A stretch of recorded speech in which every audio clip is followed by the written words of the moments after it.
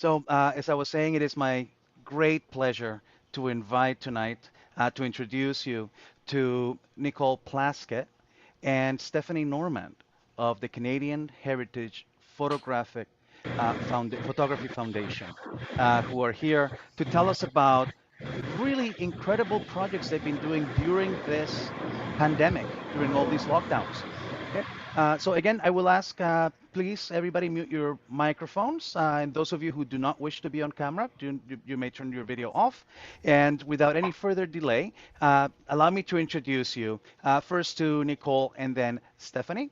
Nicole Plaskett has over 15 years of experience in the visual arts sector and arts administration. She has been with the Canadian Heritage Photography Foundation since 2018 and focuses on grant writing, project supervision, public relations, and day-to-day running of the foundation. Stephanie Normand has been with the CHPF since 2019. In her role as archivist, she maintains the archive's holdings and manages digitization projects. Her work at the foundation allows her to pursue her passion for digital heritage and making history accessible online. Without any further delay, Nicole and Stephanie. Hello, everyone. Thank you for having us today. We had a last minute issue where Nikki now has to do the PowerPoint presentation and talk. So I hope everybody will give me a little bit of leeway on this. I'm going to share my screen and hopefully it'll all work out. Stephanie usually takes control of these things for me because she's way better at that than I am. So Celio, I'm going to share my screen now while I'm talking. Is that working okay? Excellent, excellent. Okay, so just to start off, I want to say thank you very much for having Stephanie and I today. I really appreciate it. We work closely with Clint and the PHSC on some projects, and Clint has come by the archive and has helped us out with a bunch of stuff, and we really appreciate it very much and look forward to sharing with you tonight what we do. So I'll just give you kind of a brief overview of the foundation and then I'll pass it on to Stephanie. So I'm going to press the button, Stephanie, that to go, where'd it go? There, okay. Yeah, so CHPF was started in 2001 by the photographer George Hunter, whom I think had done talks and had been part of PHSC in his early days. George and his contemporaries started the foundation with the thought to protect and preserve and disseminate Canadian photography and Canadian photographers whom they felt were unrepresented compared to other visual artists at the time. And it's great because I have all the early minutes of the board meetings and the direction that the board at the time was thinking of taking.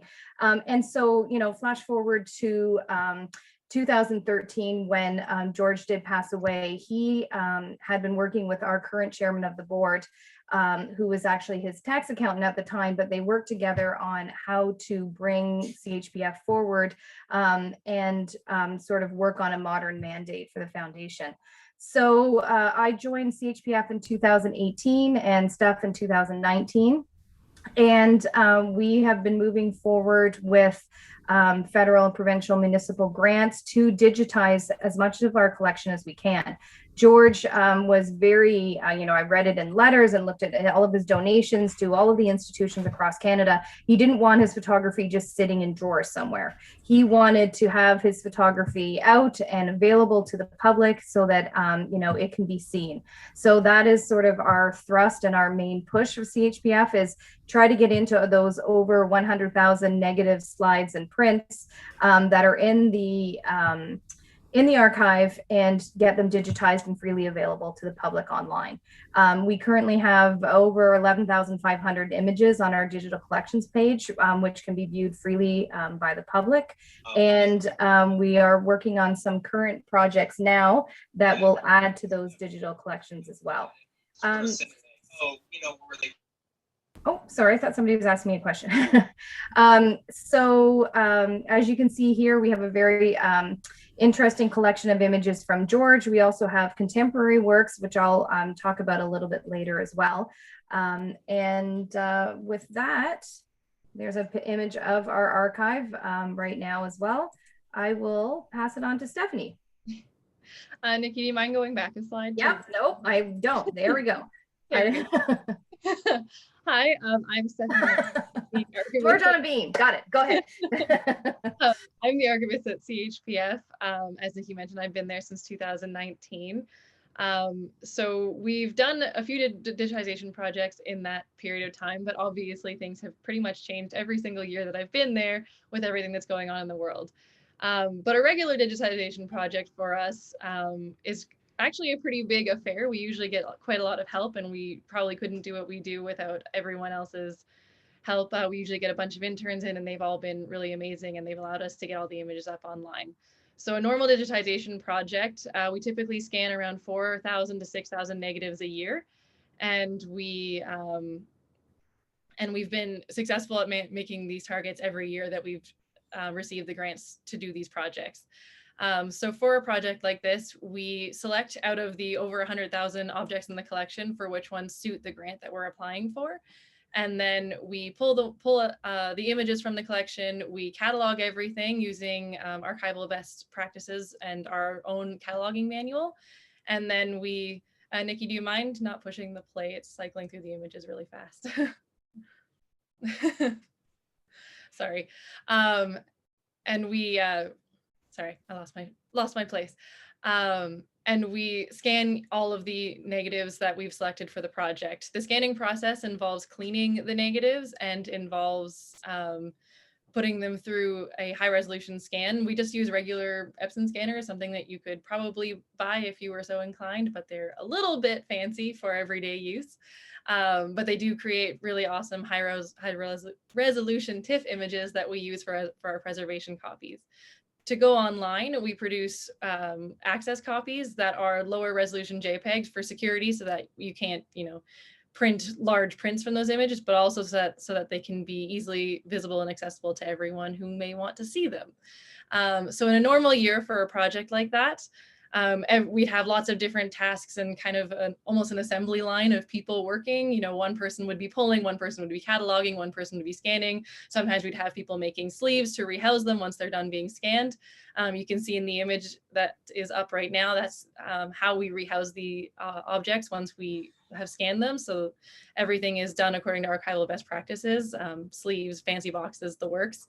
And so we've been able to do this for quite a lot of images, but like I said, the projects have changed in the last couple of years. So Nikki, if you could go to the next slide. So these are some of the images from our recent project. And the way that we've had to accommodate for COVID, obviously we were shut down for a bit, so you can't handle collections when you can't go into the archive. But luckily for us, we were actually able to go back in quite quickly. Libraries, archives, and museums were considered a service that was allowed to go back pretty early. So I've actually been in the office almost this whole time. Don't really quite get the work from home thing, but it's been great to be able to be back with the collections. So we've had to adjust our workflows. So as I mentioned, we pull, catalog, scan, and rehouse everything, but usually it's an assembly line of work. But this time we've had to, the last 2 years, we've had to adjust to the new way of everything. And so what we found is we've had to space out interns, so not as many people all at once. My initial assembly line, which worked so great for the first project, completely had to be scrapped. So now the way that we do most of the work is that people follow the project through each of the individual stages. So you get your objects and you scan them and you edit them and you do everything all along the way instead of passing them on to different people. So that way there's less contact between people. Nikki, you can go to the next, you can cycle through the next few slides. These are just images from the collection. So this is a digitization station at our archive and an example of some of the rehousing that we do. So you can see we have lots of stuff going on, but we keep everyone at their own stations now as opposed to having people working together. So everyone gets a station like this that are all in their own offices and 6 feet apart. So we have been lucky that we've been able to keep working this whole time and keep having people in and keep up the work, because as I said, you have to be inside with the collections to do this kind of work. And we were very worried at the time that we weren't going to be able to get this done, but we've been actually managed to scan more negatives during COVID than we scanned the previous year without COVID. So it's been a great success for us. One of the other issues is that because we've had to space people out, so we can't have 20 people in an office at once. We've had to space people out for start and end dates, which means I don't have a consistent schedule. So every day has been a little bit different for me. Someday I'll have 10 people in, someday I'll have 2 people in, and who knows what's going on. So it's been a bit chaotic in that way, but it's been great to adjust and to have all these people coming through and helping us, and especially in a time like this.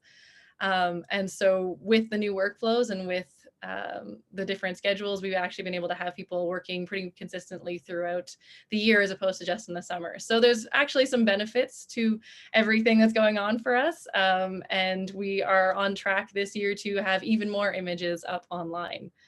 So Nikki, if you could go to, I think, next couple of slides. So these are examples of our BC project that we did. And if you could go to the next one. And this is the East Coast and BC again. And the next one. And this is the East Coast. So we did 4,000 images of Quebec in the East Coast and 2,000 images of Manitoba. And one more, please. And then we also received a personal grant to do 200 images of the Arctic communities that George had photographed. We have photos of these communities from the 1940s all the way to fairly recent, and lots of different communities, artists, different people in their homes. So it was really great to get the funding. That was actually a private donation to scan that specific collection. One more. And these are more images from that collection. And again. And this is a pretty nice summary of the projects that we did. So the Inuit images, Quebec with the beautiful pastoral scenes, and of course the mountains from BC.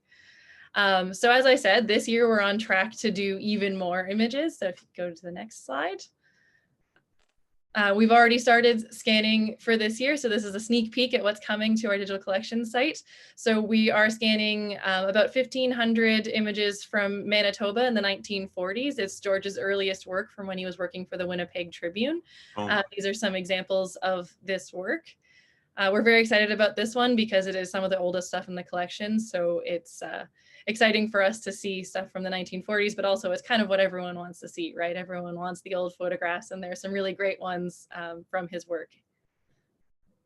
For example, these images of a train derailment in 1942. So there's some really, really amazing stories, and we can't wait to share them all with you. The next one. Oh, sorry, more Manitoba. These are, again, from his editorial work for Winnipeg Tribune. And the next one, please. We've also received, because this year is the 20th anniversary of the founding of CHPF, we are doing a project with Documentary Heritage Communities Program. And we have received quite a lot of new donations to the archive from different founding members of CHPF to add to the collection. So it's not just George Hunter, but also so that we have more wonderful images to share with everybody. So these are from photographer Eric Hayes, who donated a whopping 25,000 images to the collection. So we're very excited to get into those. He worked as a magazine photographer and a commercial photographer. So we have lots of great images from those collections. So we look forward to sharing all of those with you. And then the last thing that I am excited to share is that we are going to, since we are working less with a theme of Canadian history and more with a focus on the photographers, we are able to digitize a lot of George's international work. George Hunter was extremely well traveled as a photographer, and he went all over the world and took really amazing photographs. And because we work on a grant basis, it's been difficult to digitize these images because they don't typically fall under the Canadian heritage or Canadian history aspect of photography, despite the fact that George Hunter is a well-known Canadian photographer. So for this project this year, we're going to be digitizing a lot of George Hunter's international photography. So there will be lots of interesting shots from around the world. We have photographs of things that were destroyed. We have photographs of places that you can't go to anymore. So we're really excited to share that part of the collection with you all. Those ones should be available in around February. So we have a lot of exciting stuff coming up. We're on track to digitize about 6,000 to 7,000 things this year. So there'll be a huge jump to the collection, and we can't wait to share it with everybody. Thank you. Sorry for the technical difficulties. I thought it was going to move itself, but I am moving it myself too. Okay. So, Steph, you want these two as well? Yeah, you can go through. They're your slides. Sorry. Actually, sorry, I completely forgot these ones. So we also were able this year, we got a grant to go through the archive and do different archival storage for our objects. And so that allowed us to create new finding aids for the collection. So if ever people can come back to the collection and see it, we are better able to facilitate that. In addition, we were able to find some very interesting things in the collection. In addition to all of the photographs we also have a large collection of textual records, which include, for example, in this photo, there's a receipt for one of his first cameras from 1941. We also have a bunch of his stories and anecdotes from his travels, as well as some of the magazines and calendars and pamphlets that George Hunter's work was featured in. Mm-hmm. And the next one. We were also able to go through a lot of the photography equipment that George Hunter had left to the foundation. We were going through to make sure that we actually knew what was there. We had gotten everything, and including the kitchen sink. And there's a lot of really great cameras and different pieces of ephemera that were involved with the collection. So there's lots of great stuff if other people can come back in, and we're also looking forward to digitizing more of this stuff in the future, hopefully. Excellent. Am I starting here, Steph? Yes. Okay. Thanks, Steph, very much. So, we won't bog down this this talk with too much, archival in-depth best practices, but Stephanie's available if anybody has any questions later with regards to our archiving method and our accession, how we accession objects, and what we're taking in. We sort of see 2021, 22 and onwards as an attempt as well to diversify the collection. So we do have over 100,000 negative slides, films, and ephemera from George, as well as other artists and contemporary artists as well. And, we want to be representative of all Canadians and what Canadian heritage means to all Canadians. And so with the board of directors and under that initiative, we're going to be doing a couple projects where we really are going to encourage donations from the public as to what, Canadian heritage means to them, and ensure that we have a diverse collection representing everyone's heritage. So for me, I wanted to touch on briefly the uniqueness, I guess, of CHPF, because we are not, we're a standalone archive. We're not attached to another institution. So that does give us the freedom, to work together to, establish our own methodology and establish, what we're going to focus on first. We don't have anyone telling us, you need to do this first or digitize that first. We sort of, in some ways, go where the money is, as in, the Heritage Manitoba, who was interested in having these images digitized, and as well, for the East Coast and Documentary Heritage Communities Program out of Library and Archives Canada has been wonderful with helping us digitize and preserve a lot of the collection. So with those benefits of being standalone also obviously comes challenges and mostly funding, which I'm in charge of to look after. And so this is kind of coming up to grant season for me, where I'm trying to target different institutions and try to get some funding so that we can continue bringing in new items into the collection. So, we do obviously accept donations from the public, both material and monetary as well, which all can be done from our website. So again, I'll just touch on some of the granting bodies, which also, do grants for photographers themselves and artists themselves.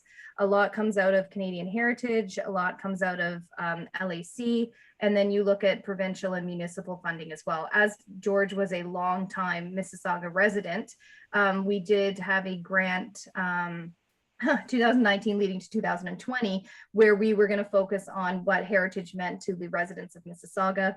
Unfortunately, we couldn't accept donations during COVID, but we would like to move forward with that as well, coming in the next year as well. So we do a lot of student and internship programs. If anybody is interested in those, we do. We work with the Canadian Council of Archives, as well as through programs like Young Canada Works and Canada Summer Jobs. So, if you are in a non-for-profit situation, if you're a photographer yourself and you have a lot of items that need to be archived, if you want to have a student along with you to try to get some of your some of your work in order, there's a lot of great programs out there that will give students who are focused on heritage the opportunity to learn the skills that they need to move forward in a career, and as well reciprocally help you get jobs done as well. It's not, there's, as Steph knows, that there's not a lot of archiving jobs. There's, you usually have to go quite far afield in the GTA to find something. So we really utilize these programs and the funding that's available to give our students and our recent graduates as much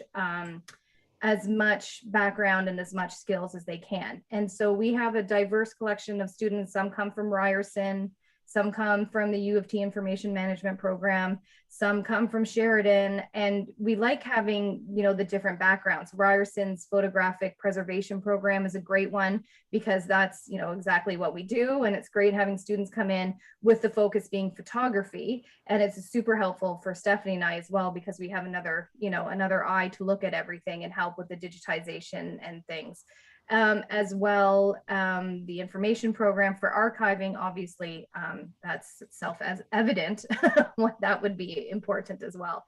And so during COVID, we did have access to COVID funding as well, which was a really big help, but we're kind of anticipating what the next step is and what that's going to look like. The COVID support was great during the time that we have it. And now what is that going to look like further down the line? Will there be donors that are still interested in donating to arts institutions like ourselves? And, when the money does dry up, what does that kind of look like? So these are all questions that we need to constantly ask ourselves as an independent archive. We are moving actually, and the end of October to a somewhat smaller space, but still able to accept people coming in and using our light tables and using, what we have as a resource for research or for any, just for personal interest as well. So in addition to the historic photography, wow, I nailed that slide perfectly. Then we also do, I'm like, woo! There we also take in contemporary photography as well. And I have been working with Sheridan College, and when they do their graduate years, I usually like to say, if you've got some students that sort of meet the mandate of CHPF and Canadian Heritage, be it portrait, be it landscape, not usually abstract works, but more, works that you see now that represent a contemporary view of what Canadian heritage means to an artist like Leah Denbach, who was very generous in donating some of her work to the archive so that we can continue to preserve contemporary works for future generations as well, which we think is, absolutely very important. Our mandate is twofold. We preserve, but we also disseminate the work of Canadian photographers. And someone, you know, young like Leah, who's got, you know, a whole career ahead of her. It's wonderful to have some of her early work here available through our digital collection, free of charge to the public to enjoy.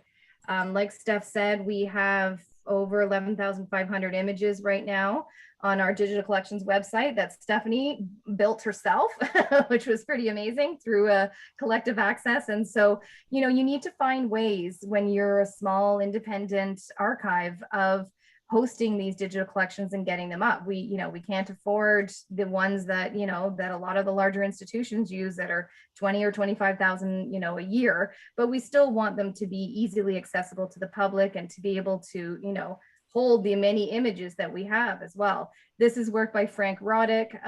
He also, I think I did a call for submissions on the Carfax newsletter, and Frank reached out to us, and I had a wonderful lunch with him, and he donated some of the work from one of his series on, I think it's New York, Toronto, Montreal. So these are scenes as well that he donated, not only digital images, which we are intaking more and more, which is great from a standpoint that we then don't need to rehouse them and archive them, but it still brings along with it, and I'm sure Steph can talk about this a little bit at some point too, if you're interested, is the methodology to the storage. Right now, we use what the contemporary best practice is saving it as a TIFF file at a certain DPI, and you know it's backed up on two different areas, and that's sort of best practices right now. You need to articulate these best practices when you're getting, you know, funding from institutions, and I'm assuming, obviously, like everything, these will change.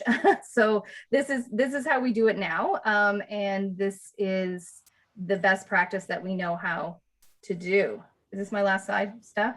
Yeah, you got 5 more. Oh, good. Oh my gosh, I'll talk faster then. Yeah, so through that is, again, we're able as a registered charity to provide tax receipts for donations. We always, you know, Clint and I agree with this, don't throw out anything, right? Clint especially, yeah, don't throw out anything. There are places to put your grandfather's old photographs. There are places to put your dad's slide collection from the 70s.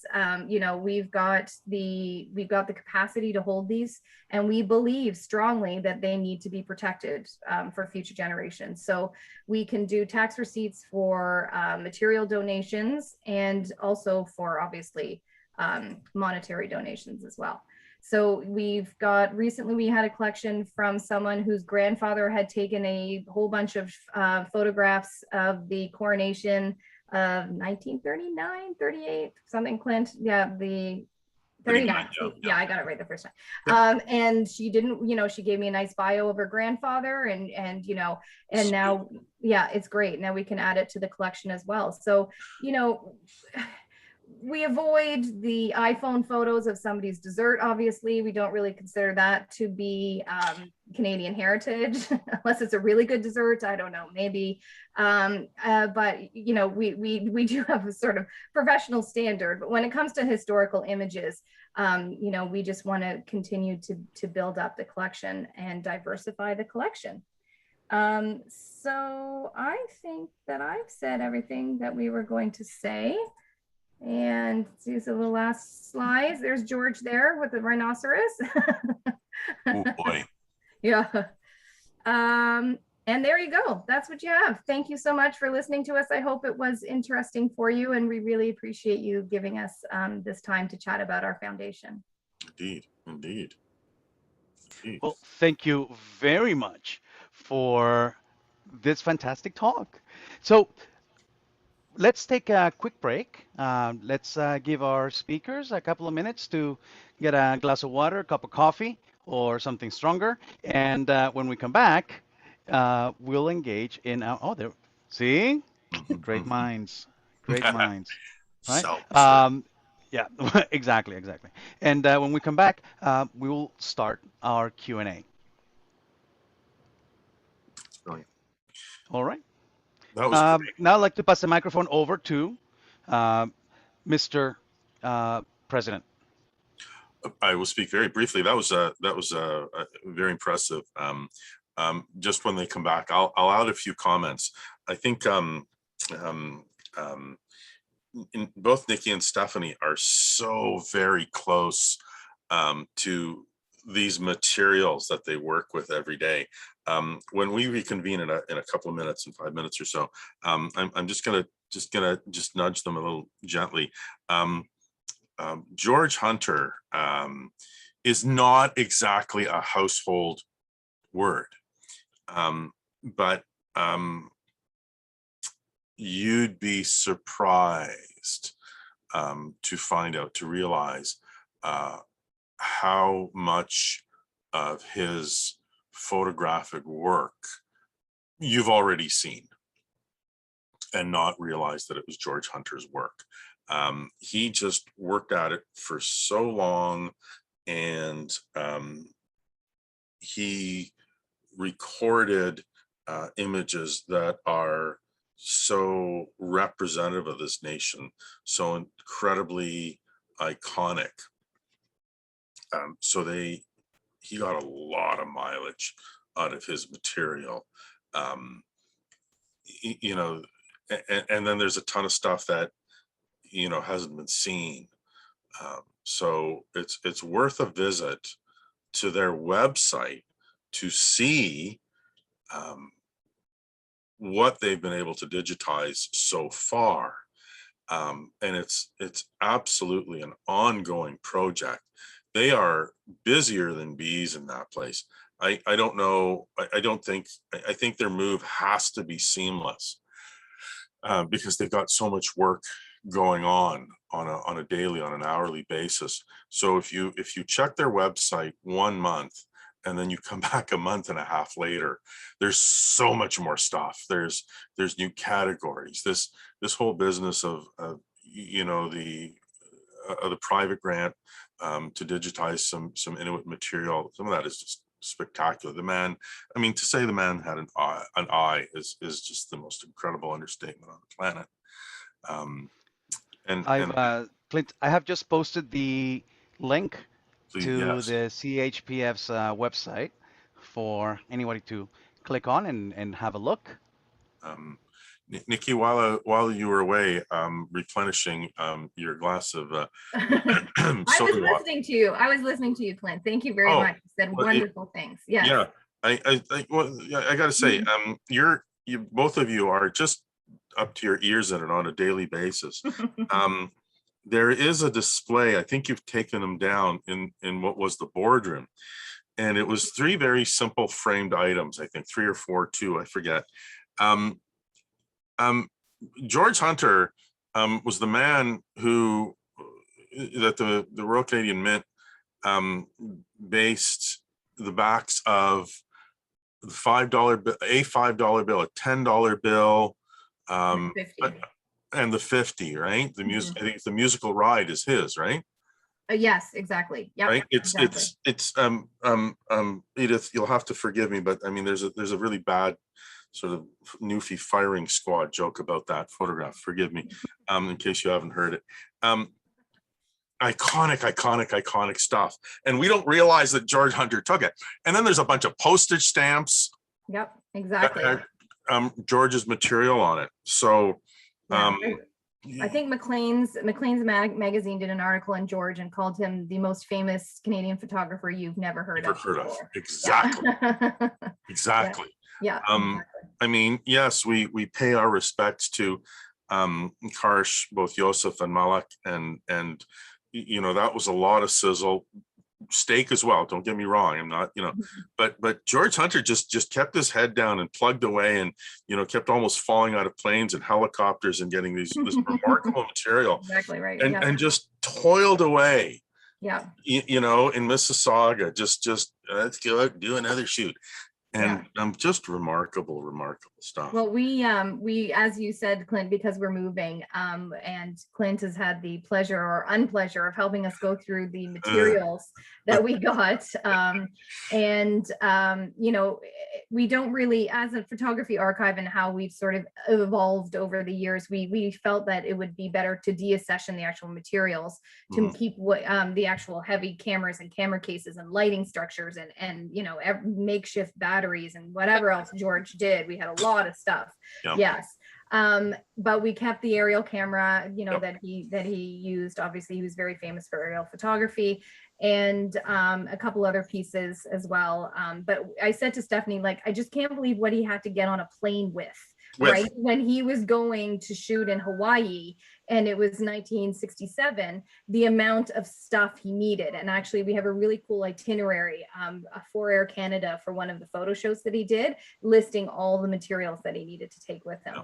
And I'm actually working on a grant right now for Digital Museums of Canada, where we're going to create an interactive exhibition that will have the primary source material along with the commercial shoot, along with the final product. So we're really hoping to do that because the ephemera is pretty amazing, as Steph can tell you, in the archive.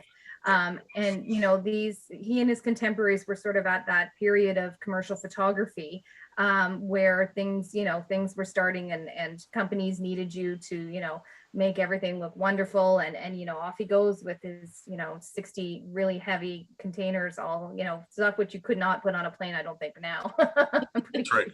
Well, I think Nikki and I had a bit of a discussion about George Hunter's role as an early commercial photographer, and just the notion of having, it's one thing to be working in your studio, whether it's you're doing that work in the studio in the 20s or 30s or 40s or 50s, or even today, right?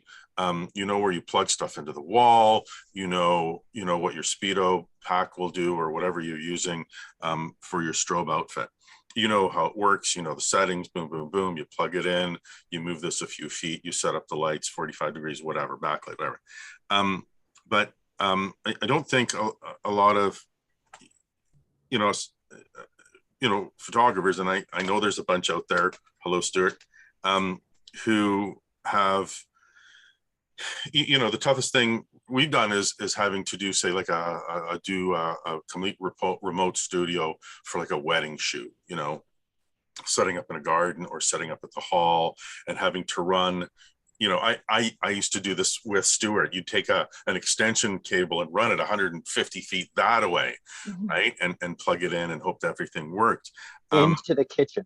Into the kitchen, right on, buddy. Because that was because it was on a separate circuit. You had to keep things on separate circuits. That's right. Otherwise, the lights would go out in the reception hall. But take that in the middle of the band playing the opening song. That's right. Now take that one step, well, not one step, 10 steps, 25 steps farther, where, you know, the quality of the electrical current, you know, but you still needed strobe. You still needed to light up whatever you were working with. And so he's got like these 30-pound transformers that knock it down from 240 to 110, or, you know, or to whatever happened to be in Biafra or wherever he was shooting. You know, it's one thing for photographers today, Stuart, who are shooting digital and, you know, using the photojournalistic style. And so they're using digital photography and they don't know how to light with strobe. Bingo, right? Or that. And they, you know, and they talk to people like myself and Stuart who, you know how to use Speedo or whatever, right? Oh my God, it's just, and then take it to George's area. Oh my God, all the stuff he had to carry. Oh, mind-boggling. Exactly. Yep, a lot of stuff. But we are we're happy to clear some of it out so that we can make room for new material photography as well, which is going to be great. Yeah. I really appreciate your comment, and I think that incident with the woman who contacted you, I think it was about her grandfather's 1939 negs of the coronation, and this is our mantra, and I'm glad it is yours as well. Don't throw anything out until we've told you to, Yeah. until you've cleared it with us. Oh, it's just some old photographic equipment that I had. And you know what? It may not be, actually, you may not know the value, and it may actually have some monetary value. But ultimately, it may have some historical value, some sort of significance to some, or use to a student or a researcher. Hey, this is interesting. Oh, this was made in Canada. Some little connection that will blow somebody's mind. So yeah, we have some, we've had students who do some amazing blogs as they're going through the images, especially being younger and being amazed at what they have to see. And then we have a great blog post from last year that 3 of our students did that involve these wonderful pictures of women throwing asbestos up in the air, because it was, and the students were just amazed. That's on one of our blog posts on the website if you want to see that this person was touching the asbestos, and it was a mining chute, and Georgie's, promoting industry, and we were just a scooch horrified, obviously, that I mean, we hope that all ended well for that woman. I'm going to stop hogging the microphone and throw it back to Celio. I think there may be some chat questions or something like that. I got a couple great. more. Thank you. Thank you for that wonderful commentary. Yes, I imagine that there may be more questions about George Hunter. And thank you for introducing him to us and for telling us what he did. And yeah, I wish I had those $50 bills now. All right. Well, we would like to. Can I take it home with me and No. chill? No? Okay. All right. All right. Sorry, I thought I'd ask. Let's see. Edith, good night. Thank you. We are looking at now some questions being posted on the chat. First question here from Carol Hopp. Do you have any motion picture films? No, as of right now, we only have photography stuff. So that's the main thrust of the collection. Film can be a little bit touchy, especially old stuff, and it often requires specialized equipment to deal with. And so we don't have that as of yet. And our main focus and our mandate is to do photography, not motion picture. But there are lots of actually other places that do take motion picture film that have the resources to actually store it. Specifically, there's a type of motion picture film that explodes, so we don't want that. No, thank you. All right. From Jerry Danileco, what type of scanning software are you using with the Epson scanner?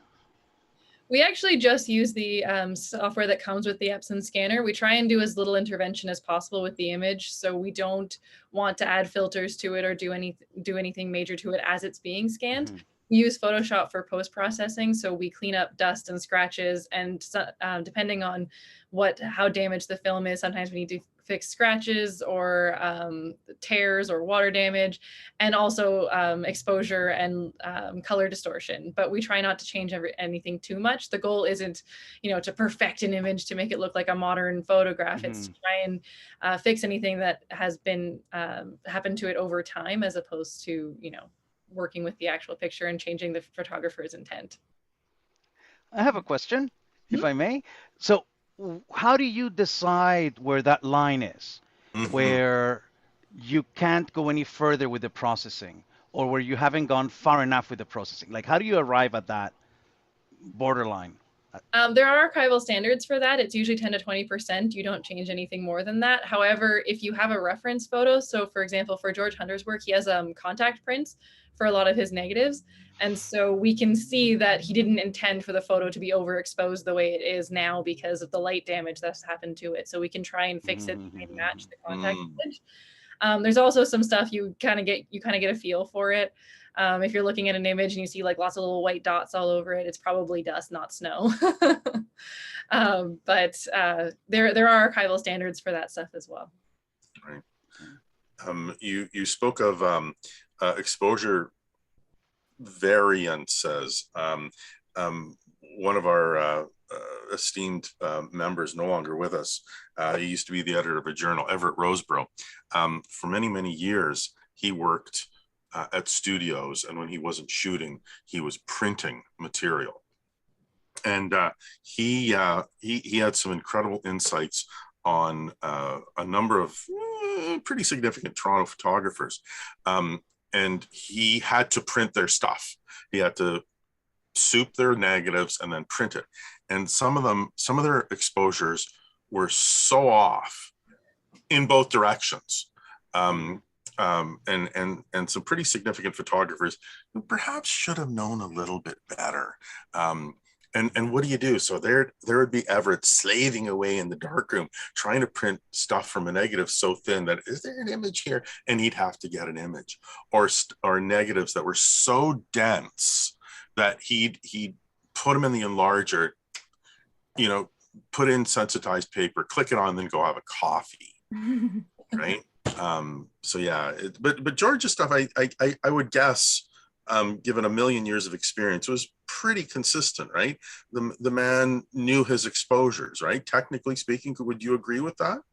Yeah, I haven't noticed, like I said, for the most part, he has the contact prints to go with the images. So you can actually see what his intention was, which is really helpful for us, because then we know, okay, yeah, this is just an overexposed picture on the behalf of the photographer, or it's been damaged over time. Because a lot of times you can see there's color distortion that happens over time. Of course. Turn yellow or kind of turn pink. And it's hard to tell because sometimes the photo is meant to be yellow or pink. So having that contact print from when it was created really helps us. However, sometimes with the exposure, you can tell that it's not what he intended to do, because you can't really see anything, and it's, almost 100 years old now. So we do try and fix up the levels if we can. But like I said, the standard practice is 10 to 20%. So you try not to change anything, because maybe that was what he was intending to do for the shoot, right? We're not the photographer, we're not the creator. We try not to intervene on his behalf. We just try to make it so that it's as close to the original and what he intended as possible. Excellent. Wow. All right, we have some more questions. We have 3 questions. First question from Carol Hobb. Are you involving the Indigenous community with any related photographs in the collection, I imagine? Yeah, I can take. So so George, as you may or may not know, worked for the National Film Board in the 1940s. And so we do have prints, not negatives, but we have some, mostly prints, obviously, from that period. And so when we received the private grant to do the 200 Arctic images, we had a member of the Indigenous community, a woman named Patsy, take a look at the images and help us, because as Steph will tell you, there are archiving rules, standard practice, when you're looking at the metadata or the language that the artist has used. So words that we wouldn't use today, like igloo or Eskimo or things, were contemporary to the time period. But when you're posting these images, the ones that we did, we really wanted to have a contemporary First Nations individual take a look at the images and try to kind of rectify how they were taken, what the language was used, how the language is used, and how we should look at it today. So along with the images that we posted is also this really amazing article, because I think, especially in light of, the last year, archives really need to take a look at their collection and how it's disseminated and how it's posted and how people look at it. So we definitely we like to do that as well, just to make sure that we the whole story is there, even if you don't want to see it sometimes. You can read the article on our website as well. It's in our blog as well. Okay, great. Thank you. We have another question, this time from Ian Archer. And he asks, when donors donate, can they specify deaccession wishes, such as return to an estate, or specify where funds are used by the CHPF? Yeah, absolutely. Our donation paperwork has donations that hand over everything, including copyright, and it's donated to us in perpetuity, or like the the 20th anniversary we're doing now, a lot of those images are just being lent to us. And some are digital images that will stay on our hard drives, and you know, people will be able to use them there.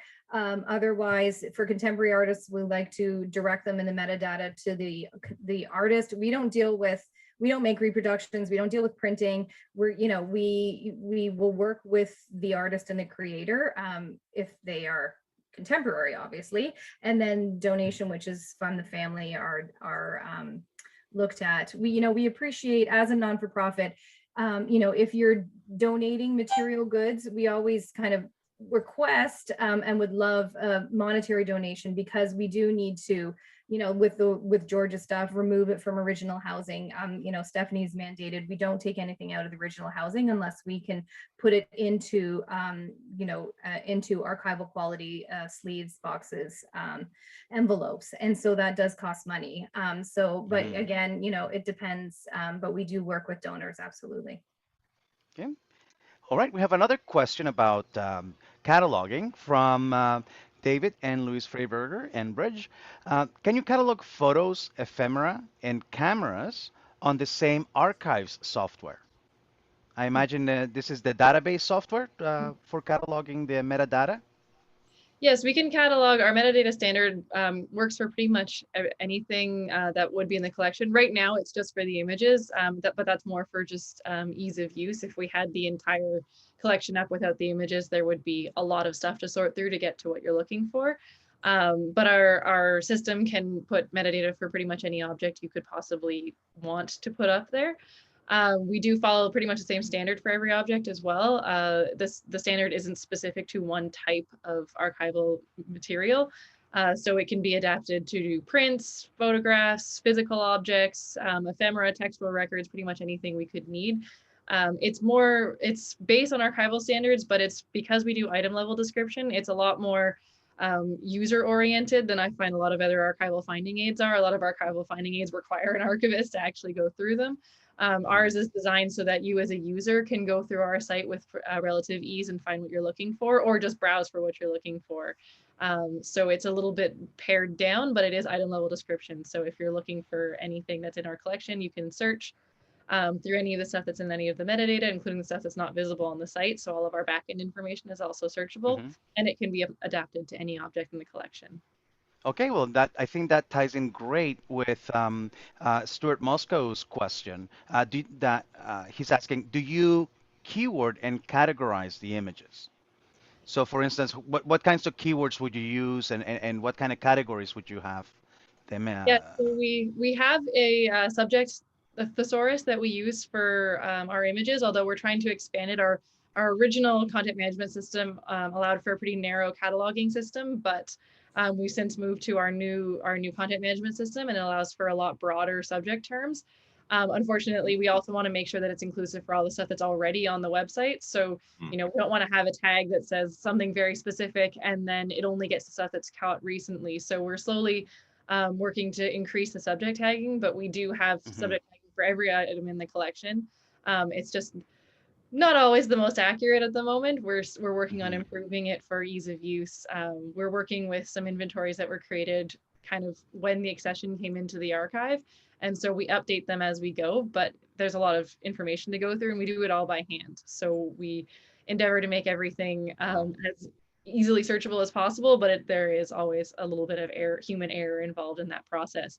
But our entire metadata is searchable, so that includes descriptions, titles, notes, inscriptions, anything that's in the record is searchable. So if you're looking for something specific, there's a pretty good chance you'll find it by searching for keywords. Okay. Celio, I believe, Celio, sorry to interrupt you. I think Stuart had a supplementary, just related supplementary question there regarding the database. Stuart, why don't you chime in?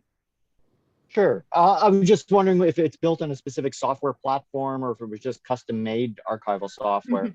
The reason I ask is I'm a FileMaker developer, and I know archival, there's a lot of archival software built in FileMaker. So I was just curious.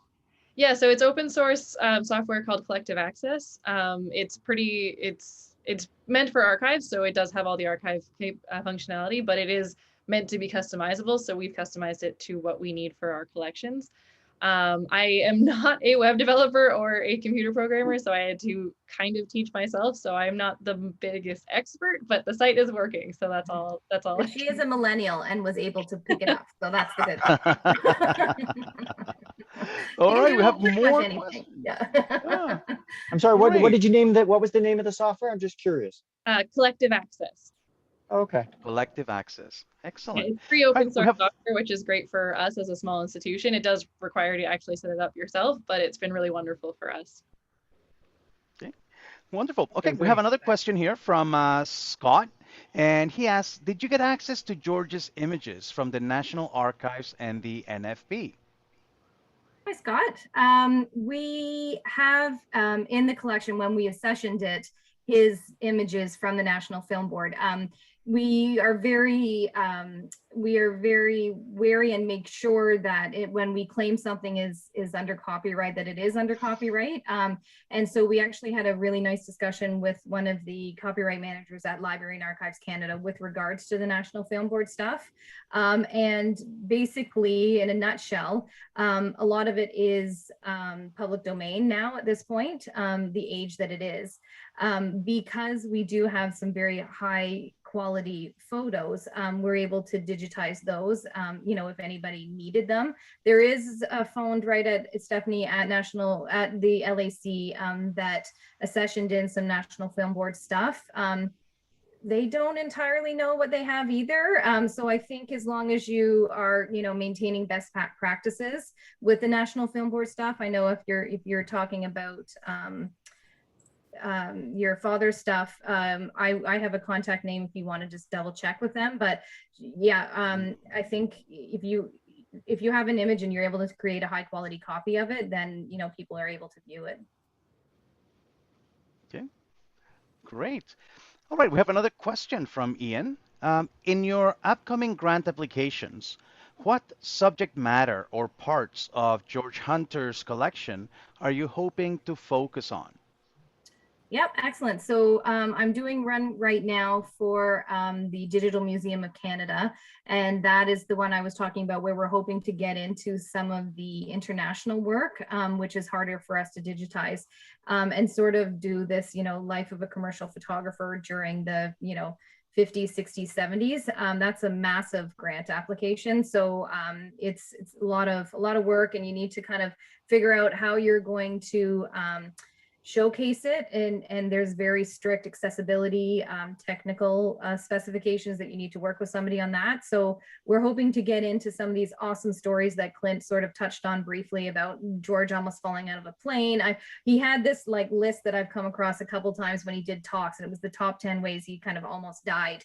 And so it was like almost just got out of Afghanistan when the plane, everything was shut down, and almost had to marry somebody that he touched by accident in some village and so we really would love to share some of these amazing stories and pair them with the images, and I think digitally it's a great way to do that as opposed to an in-person exhibition. So the focus for all the grants are always digitizing what we can.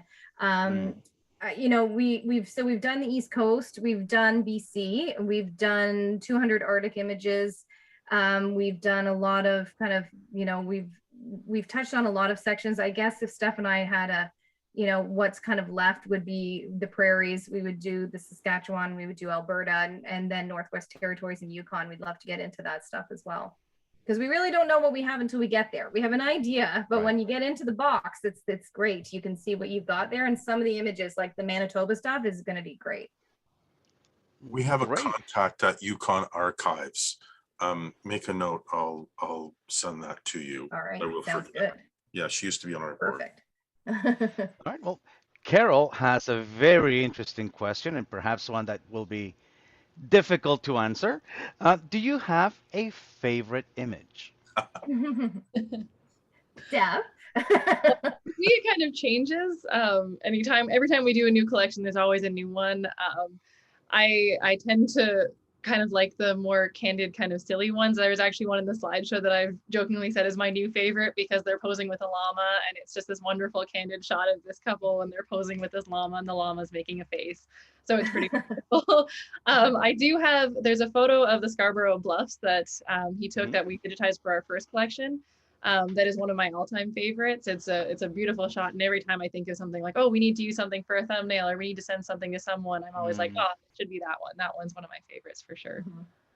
Yeah, same. There's, we have so many of them. I love some of the recent BC ones that we did as well. Some of the mountains, some of the landscapes were absolutely amazing. But then the editorial stuff, George just was able to capture, somebody's personality in that snap, and I'm looking forward to seeing more of the Manitoba stuff as it comes up. Thank you. That's a very nice question. Yeah, if I may chime in, going through the digital archive that you have available on your website, I came across my favorite image, which I'm using as a background right now, which reminds me of, those trips to school back in grade 1 and 2, where we had to take these snow tracking vehicles to go down to the corner store. Right? You guys remember those days? Where did you live? For our American friends, that was my attempt at humor. All right, we have another comment question from Tom. He says, hi, folks. I experienced overseas travel with George in 2003. Always took lots of gear, always took us on side trips and situations. A memorable experience and international connections. That's Smiley Tom face. Boschler. Yeah, I saw his name come up, and we're really excited to work with Tom actually for the DHCP grant. Tom had donated a lot. I'm sure, Tom, you could say exactly how many to the library archives in Hamilton.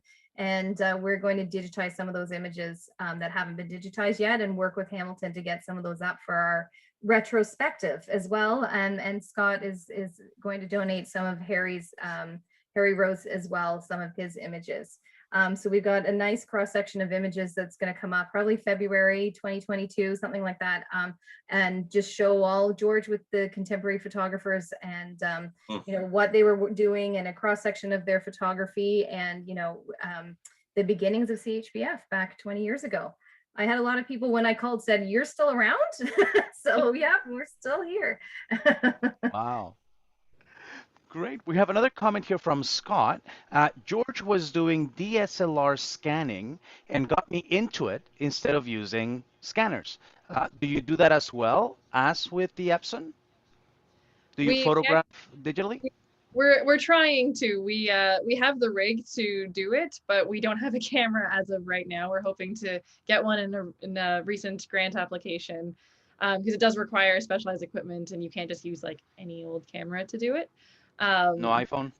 No, can't really do it with an iPhone, but we'd really like to, especially because obviously, you can use a flatbed scanner for small prints and negatives, but we actually have some extremely large prints in the collection, and you have to use a camera to digitize those. And so I'd love to get those into the collection, but we need the equipment to do it. Okay. We have another question from Ian. Does the archive contain any audio recordings of George, or maybe an interview on film or video? It might. We actually have a reel, and we have some audio cassettes and some films of some of his slideshows, but we don't have the equipment to view all of them at the moment. So we could have some in the collection, but we haven't been able to verify that. George kind of kept everything, and he often did a lot of presentations, and we have videotapes and cassette tapes and a very large reel of some kind of film with that says it's from one of his presentations, but we don't have the equipment to view them at the moment, so not sure. Two things. Make a note. Our Mark Singer, I don't think he's attending tonight, our past president. He is an AV guru from a certain period, if you know what I mean. He was with TVO. He knows audio video stuff. He'll be able to tell you what that reel is and what this cassette is and this, how to play this, and if he has a recorder or a player, blah, blah, blah. Also, I have a vague recollection folks. George Hunter addressed our group at the AGO. I have this wonderful image of him sitting on perched on a stool, preaching to the masses. We just surrounded him and we were just enthralled by his stories. And I'm pretty sure Mark would have recorded that, right? On a very good handheld recorder. So make a note of that. And it may be in our archives, but definitely if it's George Hunter's voice, you guys should have it. Yeah, I have sort of bookmarked. He's, he did the kind of Heritage Minute when it was the Canada's 150. He did the one they interviewed him, and we have a couple snippets from YouTube and things like that as well. We just have this would have been like 40. This would be minutes. yeah. Oh yeah. Wow. And lots of pictures that Bob Lansdale would have taken. Yes. So make a note of maybe of those two things that will help you in the future. Now, I have a question, kind of going along the lines of the favorite image. What images have you come across that knocked your socks off, that surprised you in unexpected ways? Perhaps an image that was too strong or too well known that you didn't realize it was his, or some pictures that you're saying, yeah, no, we're not going to put this on the website. We actually do have a few of those. We do. We don't put stuff on the website. We have some guidelines for not what we don't put on the website, but it's actually very few that we don't. It's actually a lot more of just like, this is just photos that he took with his like little dinky camera of his garden for one afternoon that don't like, we don't actually have that many that don't go up. But for me, the ones that kind of surprised me and were in a good way, not in like a scary way. When he went back to the Indigenous communities that he had photographed in the 1940s, he took photos, and we actually have a larger collection. We have his photos because they weren't NFB at the time. And so he took photos of these communities in more recent times. I think it's in the 70s or 80s based on the clothing and the technology. But the way that he photographed these communities, you have the same photos from the 1940s, and they're kind of what people come to expect when you go to a museum and they show these kind of communities and these lifestyles. But the way he photographed the more recent ones, he actually staged a photo that he had taken way back in the 40s, and he staged it in the modern times, but the baby is still wearing the traditional stuff, but the mom's wearing a purple and pink parka, but it still has the embroidery from like the same thing. So it was really interesting to me to see that kind of view of these communities, because so often they are stagnated in that, like, oh, they have to present this image because that's what people expect of them. But George went in and he's like, this is them watching TV. This is them on their ski-doos. Like, this is them living their lives as people, not as kind of museum exhibits. And so it was really wonderful for me. And I was kind of like taken aback by people who were like, oh, but I want to see the 1940s stuff. I was like, but look how amazing it is to see the progression in these communities. So I was really pleasantly surprised at how that was done. And I really like those images. They're some of my favorites. I was a little scared of his ID pass to get into the Olympics. It was terrifying. It was a very bad picture of George, and frankly, if I was in charge of security, I probably would not have let him in. But we did a blog post about that. It's terrible. He looks extremely scary. Yeah. What Olympics did he cover? Which ones? The Montreal one. What's that? Montreal, the 1976. Yeah. That makes a lot of sense. You have his press pass from that Olympics. Yeah, it's the press pass that's very scary. And for some strange reason, Steph still has it on her desk. I don't know why that just doesn't disturb you as much as it disturbs me. Keeps her awake when the coffee doesn't work. I always know George is watching. What is perhaps one of the most interesting places or assignments that George went on based on your holdings and what you know of the collection so far? That one's actually a tough one. He did a lot of interesting stuff, and he had his own opinions about what was his most interesting stuff. Like we said, he had his list of like his crazy near-death experiences and all the stuff that he had to go through for his shoots. So it's tough to say. I think for me, the ones that kind of get me are places that you can't go to anymore. So he was photographing these places. So he has historical sites that are either not safe to go to anymore, or for example, the Buddhas in Afghanistan that were destroyed. He has photos Right. of those before they were destroyed. And in his stories, he talks about leaving Afghanistan as the Russians were invading and being on the last flight out, that kind of thing. So he has his own ideas about what was the most extreme. So when you know both sides, or when you're exposed so well to both sides of this photographer's practice, where you see his commercial work, the work that was published, the work that became well known and public, and you have this access to his private notes, his thoughts, his opinions, how do they square, with each other? Well, it's great to kind of get his process and also to get a kind of sense of how he was as a person, because we have calendars where he wrote notes saying like, oh, I can't believe I wasn't selected for this calendar, or things like that. Yeah. Be careful what you keep is all I have to say to you. Yeah, we've got some strongly worded letters. Yeah, I have one where he told Gordon Lightfoot that he really should have donated to CHPF, and that he should have helped him with this exhibition that he had presented to him. It was really funny. No response from Gordon Lightfoot, but yeah, there's some pretty cool primary source stuff that we go through too, and you learn about the artist when you do that as well, right? And like Steph said, there's certain things we wouldn't put up line, maybe 1 or 2 love letters that a intern has found in a box or something like that. So yeah, be careful what saucy you're keeping, stuff. because your kids are going to donate it and somebody's going to read it one day. All right. Anybody famous in these letters? I mean, we know Gordon Lightfoot, but Exactly. anyone else, like Kim Kardashian or anybody like that, he was having a little friendship with? No? Not that we've come across yet. No. George Hunter was discerning, Celia. Yes, very very I discerning. don't know. I'm just saying. I mean, like, he's surprising. He likes being near death. I don't know. He's a McCallion. He was good friends with her. Great. Excellent. Well, I would like to invite more questions from the floor. Your questions and comments have been amazing. Let's see.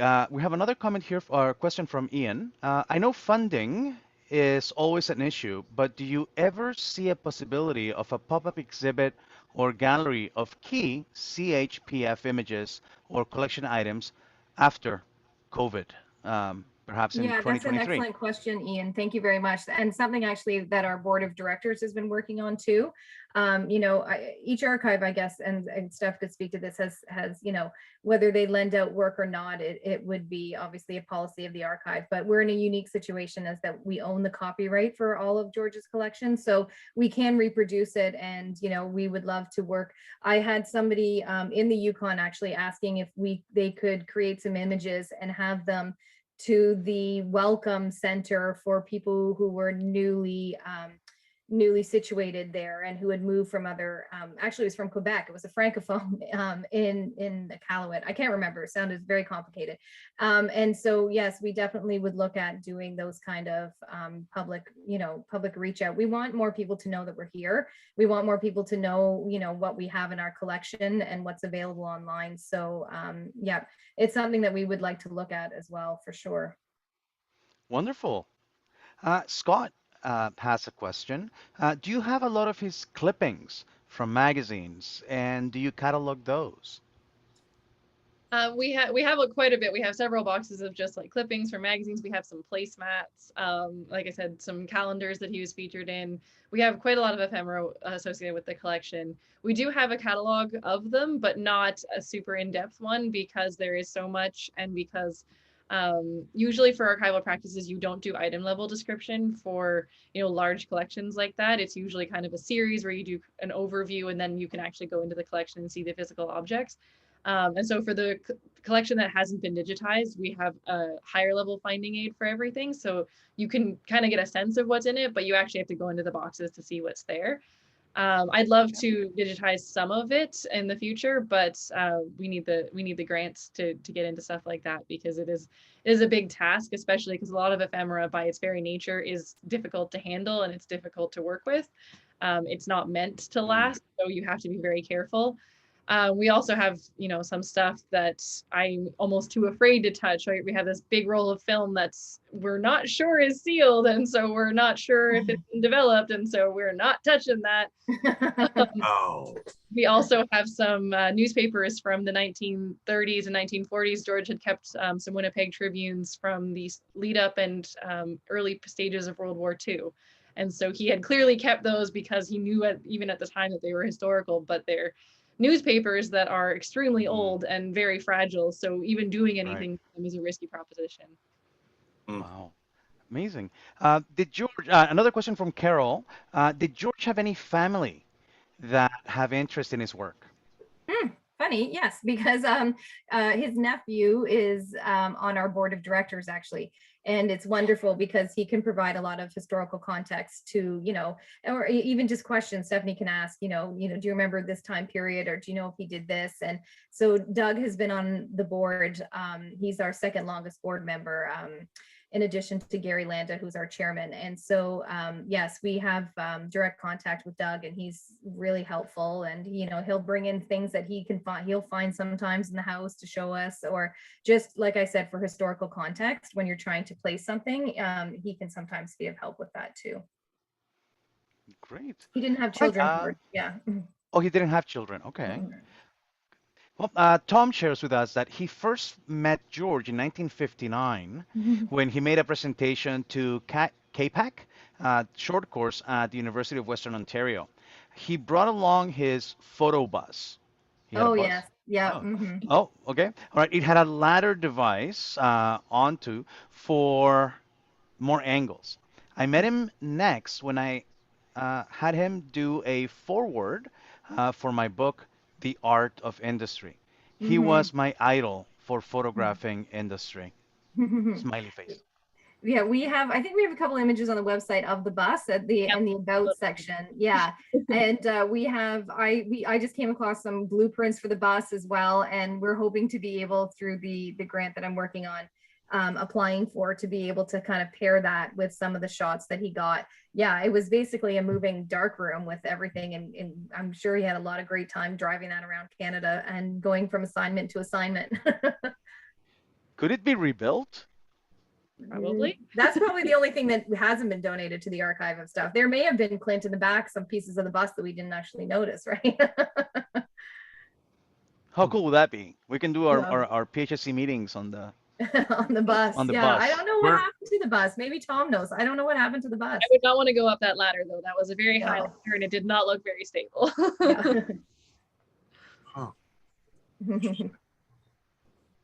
Well, it's all part of the adrenaline rush, right? You have to practice almost falling out of airplanes, almost falling out of that ladder. Right? You have to, step by step. But Stephanie, you mentioned something earlier as you were describing the amount of information that you ascribe to different collections, right? And you mentioned something that is called, what was it that it's called? Item level information. What does that mean? Yeah, so for archival description, there's a massive document that archives use. It's like 750 pages long, but it goes over how different archives and how you can do different types of descriptions. So item level description is a description of each individual object, so which has a full record for each individual object. So that'll have the title, the description, any other metadata, but for each object. Normal archival finding aids don't go into that much detail because it would take an extreme amount of work and not super necessary.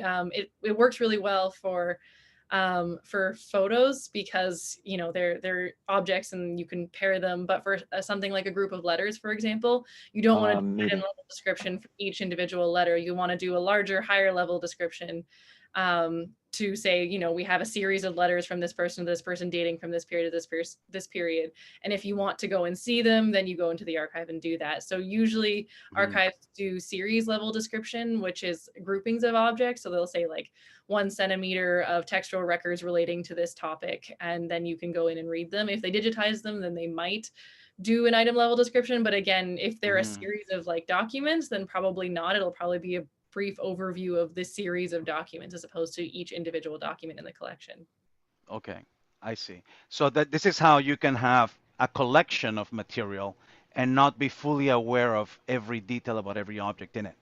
Yeah, it's pretty standard for a lot of archival collections, just because, you know, we have a large collection and we're a pretty small institution. I can't even imagine, you know, the City of Toronto Archives, how they can get through all of it, because you do have to go through all the objects, but typically then you go through and say, okay, in this series there's 10 letters relating to this and 40 photographs of this general subject matter.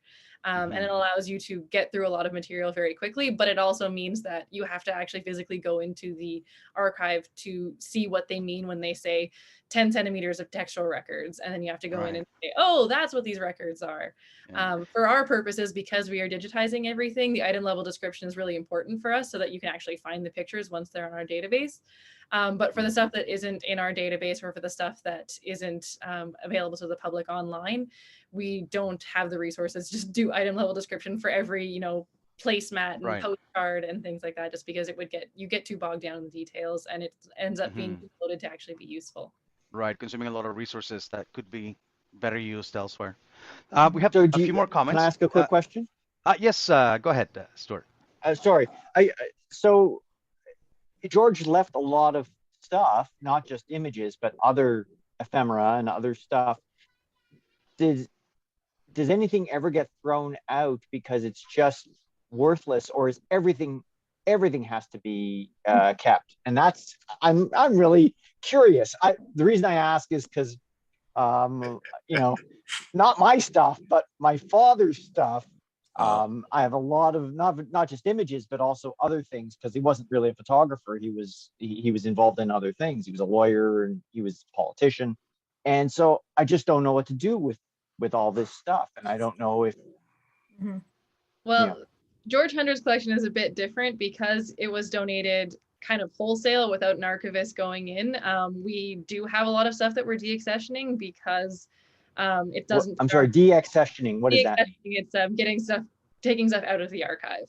Yeah, Sorry. it's a scary word for some people. Scary word for museums. Yeah, a lot of people, especially archivists, don't want to hear the word deaccessioning. But I'll let Stephanie continue. But you know, we've got George kept everything, roofing receipts, you know, his plans from his house. You know, you have to be able to go through, especially like Steph said, a collection that was, you know, the entire house was given to us. You know, moving forward, Stephanie would say, okay, right, well, if you'd like to donate these 4 bankers boxes, we're going to go through them, and you know, this and this and this aren't really relevant. But yes, the word deaccessioning doesn't scare us as much. Typically in a normal archival accession, so bringing stuff in as opposed to taking stuff out, an archivist would go through and look at the stuff and say, okay, I'd like to take this stuff fits with our mandate, but we're not going to take anything else. So typically you don't have to do as much deaccessioning. It might be something like maybe 50 years down the road when you have a super giant collection, you have to maybe reassess what might be fitting your mandate if stuff has changed. But with a typical archival accession, you wouldn't take everything, so you wouldn't have to get rid of stuff. With George's collection, as you said, we have everything. We have his jackets, we have his mittens, we have all photographic equipment. And so we actually have done quite a lot of deaccessioning in that collection, just because it doesn't fit our mandate. We're not the best place to have that kind of stuff. We had a whole collection of sculpture, Inuit sculpture that he had and donated to us. So we're definitely not the place for that, and it doesn't fit within our mandate. So we typically find a new home for that kind of stuff. And that's actually how we developed a relationship with you guys, because Clint came in and helped us with a lot of the photography equipment, because it really doesn't fit with our mandate. We had a whole room full of it. So it's a weird case though. Like I said, in a normal accession, you would pick what you're taking. So you wouldn't have to send stuff back, or you wouldn't have to get rid of stuff. It would just be, okay, this fits. The archivist goes in, looks at your stuff, says this fits with the collection, and this doesn't, and we'll just take that stuff, and then it's up to you to do with whatever you might want. Stuart, you're in a similar situation, right? Where it's been, I don't want to use the word imposed upon you, but it's circumstances are almost identical, buddy, where you've got all that stuff. And you know, I think what Stephanie and Nikki are alluding to is you've got to make some pretty tough decisions. Some of them are actually relatively easy. Is this a duplicate of a duplicate of a duplicate? I mean, how many of this piece of photographic equipment do we really need, or we will clearly hang on to something that is representative of this format, this format, this format. And in most cases, his favorite, his second favorite, in the sense of an aerial camera, it's clearly something that like he fiddled with and adapted to the nth degree so that it was absolutely perfect, for his use, right? Again and again and again, right? We use a mandate to determine what fits with the collection. So we say, this is what our collection is supposed to have. And if anything doesn't fit within that mandate, that's usually how we assess whether or not it stays. Yeah. Excellent. We have a few more comments. Carol, talking about that 750-page document, she says that it is called RAD, the Rules for Archival Description. So I guess that means that you have to use certain terms when you're talking about certain attributes of an object, materials that they're made with, techniques, it's mostly stuff that what goes in certain metadata elements. So for example, if you're talking about if you're doing a description, this is how the description would go. If you're doing the notes field, this is the kind of information that goes in the notes field. And it's for different types of archival objects. So it'll be like, if you're doing documents, this is the stuff that goes in the description. If you're doing photographs, this is stuff that goes in the description. It's a very broad standard that is used, but most people don't use it wholesale. Like our cataloging manual is based on RAD, but it's not exactly RAD. It's more tailored to what our specific institutional needs are. And if Library and Archives Canada are going to give you $25,000, they need to make sure that you are going to follow, established rules like rules of archive description as well. So you have to meet some of those criteria, obviously, when you are, yeah, radish. Exactly. Perfect. Right. Perfect. Carol. Well done, Carol. Oh, that's amazing. Yeah, that's going to use right, that one. right. Okay. All right. Use Excellent. Well, John has a question that's very important, I think. What sort of volunteer assistance are you looking for? Steph, go for it. Yeah, we pretty much will take anybody. We always like to have That's not true. That's not true. Yeah. Yeah, pretty much. All hands on deck. It's just Nikki and I at the all year round, right? So whenever we get help, we try and get as much into the collection as we possibly can. When we have our digitization projects, we're lucky enough to have teams of interns who have been incredible and who have been able to get us going on all of our projects and have really been the reason we've been so successful. And then we have had a few volunteers who are just like, hey, this sounds really interesting. Can I come in and help? And I have my manuals for training everyone. So as long as you're enthusiastic and willing to learn, I can pretty much teach you how to do anything within the archive. And we're always happy to have lots of help. I see Olivia is on here as well. Olivia was one of our recent grads who did an internship through Young Canada Works, Building Careers in Heritage. And that's a 560 to 600 hour contract. And with it also is a little bit of resume building and help with, job searching, and a lot of you can also join in on some networking sessions and things like that. So it's great because through Canada Council of Archives, they really want students who have chosen this as their field and moving forward to try to get as many of the skills in the kind of, real world, the rad-ish world that we live in. It's a radical world. Yeah. Great. Well, Jean-Luc Vincent asks, do you have any cellulose nitrate film in your collection? And if so, what do you do to mitigate the dangers? I don't believe so. But I'm actually not entirely sure. As Nikki said, we kind of go through the collection whenever we can, but we don't actually know everything that's in every box. So sometimes you get some interesting surprises. But so far, George's collection is incredibly well preserved. He shot mostly large format negatives, so they're also very easy to scan. And so we haven't had too many issues. We have had some where the emulsion is flaking or some water damage, but for the most part, his collection is very well maintained and very well preserved. And we just kind of upgrade a little bit his original housing. But I do know that there are lots of resources online for different film deteriorations that are common in archives. So if you have some photos in your own collection, I will say that there is a lot of stuff online that can help you out with what to do next. Great, great. Thank you. All right. Any final questions or Just comments or feedback? yes. I guess either Nikki or Stephanie, other photographers, how much have you developed that? I know currently it is George Hunter centric, but I assume you have archives of other photographers by now. Many, a few. Yeah, Ooh. go ahead. Let Nikki go.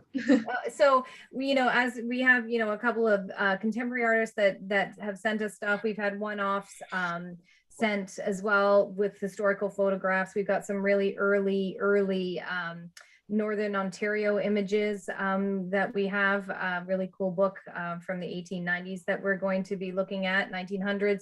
And then this DHCP project of our 20th, for our 20th anniversary, we've got at least 6 or 7 different artists donating for that as well. So yeah, so in terms of large collections, Eric Hayes as well has donated a very large collection too.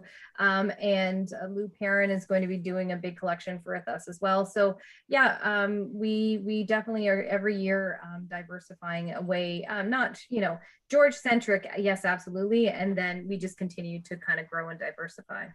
Sort of like a Canadian theme. Exactly, yeah. It's Right? Canadian heritage. Yeah, Canadian artists. And we want to promote as well. We want to promote Canadian artists. If you are a contemporary artist and you want to have your work preserved, we would love to include in our metadata all of your, where your website is and how to contact you as well, so that we can, continue to promote photography in Canada. So if in our travels, and you and I we've talked about this, if we come across, and this does happen, we in our travels we come across an archive or a partial archive of a photographer who's no longer with us. Right, there's the question, oh my God, what do we do with the stuff? Right. No, exactly. Right. Some of us are lucky to have been at the right place at the right time to say, well, wait a minute. Yeah, I know that's a garbage bin behind me, but let's take it 6 more paces to the trunk of my car. Yes, right. And exactly. Sadly, I mean, again and again, this happens. So exactly. And I think that's for us is just getting our name out there even more, so that people have, if want to donate to Ryerson and Ryerson's full and they say we just can't do it anymore. We've got some shelf space that we would love to digitize and preserve your works. Absolutely. Yeah. A tax receipt and keep them for future generations. Right. Absolutely. Right on. And do you try licensing any of the images, or are there requests for licensing for using any of the images? Yeah, absolutely. For George's images, I probably get 1 or 2 every month, probably, whether it's just for, as a, we kind of use the same standards as a lot of other non-for-profits. If it's a like non-for-profit institution, if it's a museum and, a non-for-profit art gallery, then we don't charge for using the image. If it's a for-profit, then we can, we have a price list, a royalties list, because, we want to be true to the creator and to George's artistry as well. So, and he was a commercial photographer. So it wasn't, absolutely. Yeah, exactly. And only stuff that we have copyright for. If people donate to us and they're retaining copyright, we don't license any of their images. We any request that we get, we send it to the photographer.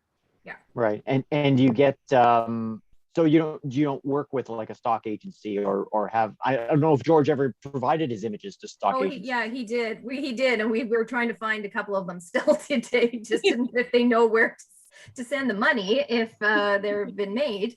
He did Getty Images. He did, a couple other places. I actually have binders and binders of model releases and stock photo contracts and things like that. I don't think it's as much used today, but with Library and Archives Canada, with every donation that George did, and there's, over 80 institutions across Canada that have George's work, he retained copyright for everything. Smart man. So any, if usually copyright statement would be if it's for museum purposes or promotional purposes for the museum, they can use it without permission, but anything else over and above that, they come to CHPF just to see, if we can use it for this book or this mining book or this video thing, we get a whole bunch of different requests a lot of the time. Fascinating. Wow. Good stuff. Great. All right. Well, thank you so much for this amazing conversation and presentation. I feel like I know George a little better, and that I've gotten a very good idea of not only the type of work that you're doing to preserve this heritage, but how complicated, how difficult, and how challenging it is. Well, we thank you very much for having us today. We love what we do. Obviously, since we work at a non-for-profit, it's definitely for the love of what we do.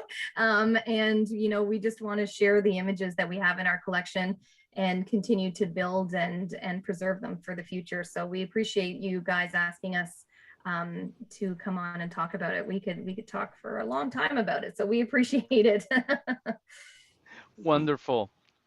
Thank you. Well, I'm going to pass on the microphone to our president, Clint, for closing remarks. Just before I do that, do you want to maybe mention a few syllables about the next presentation, or do you want to just hold that in reserve, or what?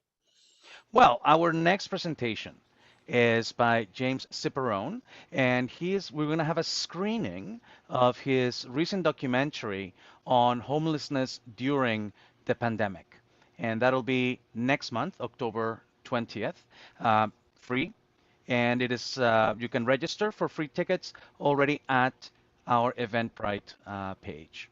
After that, in November, we will have a presentation by the one and only, excuse me, Andrew Wright, contemporary photographer and artist from Canada, has represented us, right, our country and our culture internationally for many years, and has currently just been made full professor at the University of Ottawa.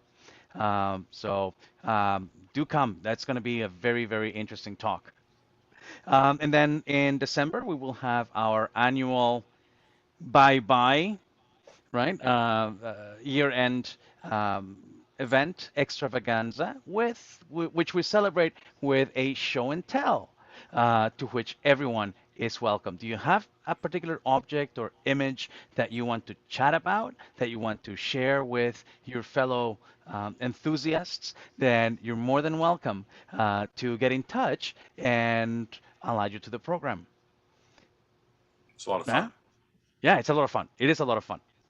And and so that's it for 2021. We do have an exciting program shaping up for 2022. And I'll let you know more about that next month. Thank you very much, Celio.